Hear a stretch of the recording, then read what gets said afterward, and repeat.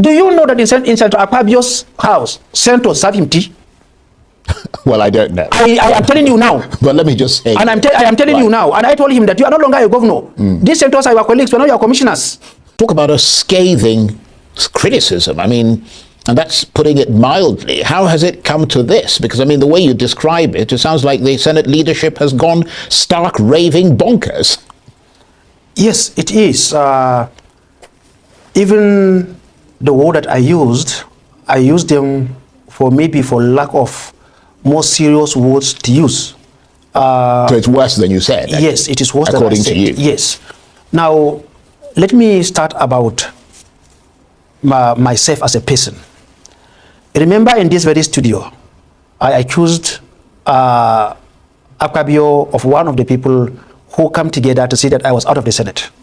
Because when the 10th Senate, when I won election in the 10th Senate, I became like a de facto DG campaign to Senator Abdulaziz Yari. In this very place where we are in Telescope Hilton, Akpabio came to my hotel room around 2 a.m. and pleaded that I should work for him. And I told him that I will not work for you because I'm already committed to Senator Yari. And these are my reasons. However, I wish you good luck. And he came, he said he's a Christian like me. I should work for him to balance the Muslim ticket. And I told him, the testimonies I heard from the people of the 8th Senate was not a good one about you. And I told the Vice President when the Vice President called me to work for you, so I will not work for you.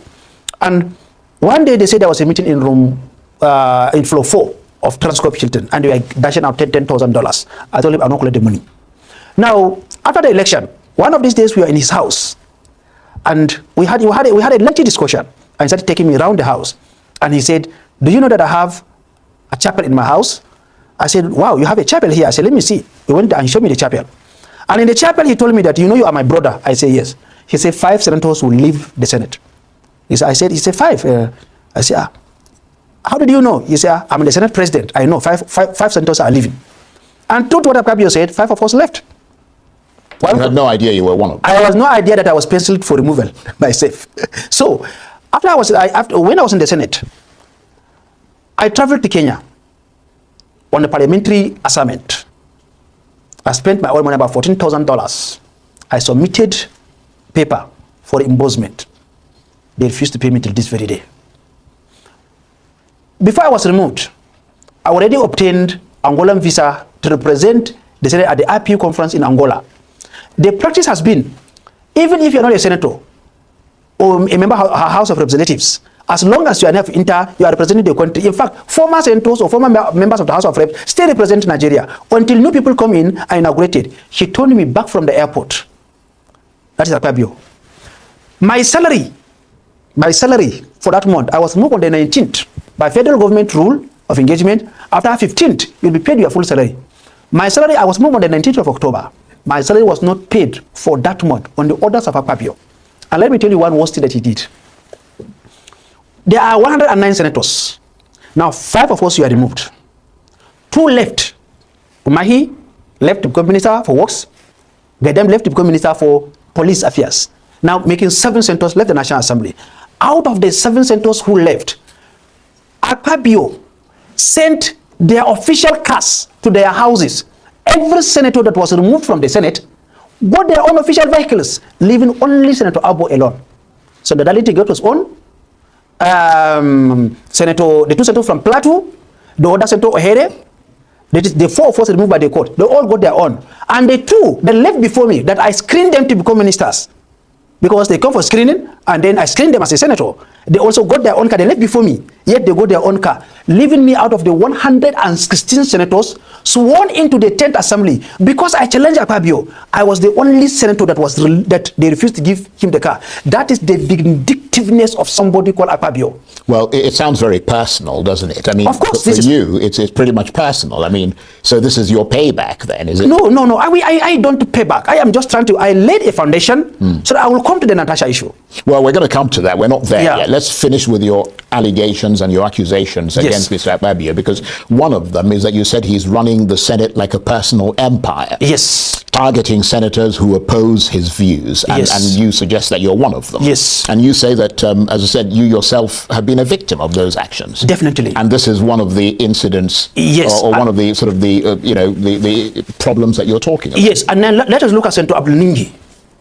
Senator Abdul-Ningi was the chairman of the Northern Senators Forum, and I was the treasurer of the Northern Senators Forum. So as the treasurer, as a matter of fact, I was slated to become the secretary of the Northern Senators Forum. But because Abdul-Ningi and Senator Abbo, we are from the Northeast, and we said, let's take this secretary position to another person from another zone. So I became the treasurer of the Northern Senators Forum. And Abdul-Ningi came out to say, this don't budget to be passed. And it has been increased by so figures. Before you need Jack Robinson, Senator Abdul-Ningi was suspended from the Senate for 3 months. And let's look at Senator Ndume. Ndume was the Judicial Akpabio. When Senator Ndume came out to say things are not run properly here, what happened to him? He was removed as the chief whip of the Senate, stripped of his position as the vice chairman of the Senate Committee on Appropriation, and then be thrown away. What vindictive do you want? And I look at it. The same Akpabio, I moved that motion to amend the rule of the Senate standing rule, that will allow only a senator that have served for at least one term of 4 years in the Senate before he go contest for leadership of the Senate. The amendment look Senate president only. The same Akpabio went and brought in first-time senators and made them leadership of both minority and the majority. Right. Just so that he can control them, so that nobody can can send it to him. Do you know that in Senator Akpabio's house, senators serve him tea? Well, I don't know. I am telling you now. But let me just say. And I am telling you now. And I told him that you are no longer a governor. These senators are your colleagues, but not your commissioners. So they cannot serve you tea. So that kind of emphasizes the point where you say that he's running a personal empire. He's running a personal empire. But I mean, some might accuse you of speaking ill. I think you even addressed this yourself, of an institution that elevated you to prominence. No, I did not say that. And what I said in my interview last time was that I had to speak ill of the institution that brought me to national relevance. And what we are doing today, remember last time I was in this studio where I defended the remunerations of the senators. So that I'm speaking good of the Senate. And what we are doing now, all former senators that have been there since the time of Shagari, we are not happy with the level of the integrity of the Senate that have been washed down. So, right. But we're fast running out of time, so I'm going to gallop ahead. Yes. I mean, you, of course, were a member of this current 10th Senate. Yes. Until you were removed by the appeals court. Yes. In October 2023. Very briefly, just tell us how you lost your senatorial seat. I lost my senatorial seat through judicial banditry, because there's no law that back what happened, and I believe the judge know what she did, and that's why she had to send Senator Ken Inamani to come to my house to come and beg me. And it's true, Ken Inamani is still alive. A situation where a judge said that local government election that took place in 5 local governments, and she cancelled election in 2 local governments, diffranchised 2 local governments, cancelled election in 263 polling units, and not order for election as the law stipulated. That is not the law. That is robbery. That is a coup against democracy. Right. So you think there was political pressure? Of course, he was pressured, and I said it time upon time. Right. And unfortunately, I petitioned the NJC, and NJC became a body that only punished small judges, magistrate and high court judges, but they cannot punish big judges. And that's why I'm supporting the bill that should dismantle NJC. They are doing nothing. I have letters from the NJC in my hand. They are doing nothing. And I'm advocating for that same bill in the House of Reps, that the NBA should be the one who will discipline judges by passing a vote of no confidence on airing judges. Right. Now, you yourself, of course, you're not free of some of this damaging scandal that you talk about. I mean, because you went through a pretty damaging one when you were in the Senate. I mean, didn't you? Yes. You were sort of mired in that controversy when you were captured on video, slapping the owner of an adult toy shop. It's not so. In Abuja. I'll make the point and then you can refute it. I mean, you turned up there with 3 women to purchase some adult toys. And you were later the creation of the media. You were well, I mean, this is what the story that is circulating is. Yes. But you're here. You can refute it if you want to. I mean, you were later found guilty by a court. No. And you were ordered to pay 50 million naira to the shop owner. No, let me tell you what happened. What happened was that before I became a senator, a situation happened. before I became a senator, something happened. And it was a case of people fought. Some ladies fought, not in an adult shop, but rather a candy shop that's separated into two. Right. At this side, they sell candy for birthdays, the cakes, and the rest of it on one side. On the other side, it was an adult shop for women. Right. And I dropped one of my sister out, her friend. And when I left, I was told that, I received a call that your sister is dead. I said, died? He said, what happened? They said somebody hit her. I thought maybe it was a car that hit her. I said, did the driver stop? They said, the driver did not stop. It's not a driver, it's a person. I rushed back there and I met a lifeless body who fainted there, assaulted by her fellow person. And it's not the owner of the shop. The person also came there and they had an issue. What happened was that they called off the video where the real assault took place on my own sister. And I met a conscious sister lying down, and they brought up where matter escalated. Where you lost your temper. Yes. Right. And we went to court, tried for criminal assault, which is more dangerous than just paying damages here and there or whatever. And we requested for the original video to know what happened. And the judge found me not guilty. However, there's a pressure on government.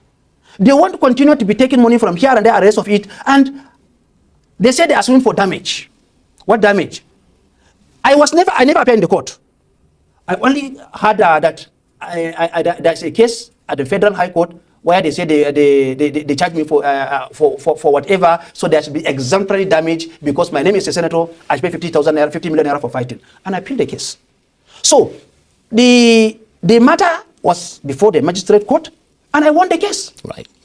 Okay, well, that's what you say. The thing that is in the public domain is slightly different. No, but let's move on. You are hearing from me, Right. and you say you are giving opportunity chance to clear this, and you are hearing from me. I now. understand that. And not also that they say it's a breastfeeding mother, and these are all lies. Right. Do you know that a situation whereby they hired a baby, so that the woman will hold a baby, so she's a breastfeeding mother.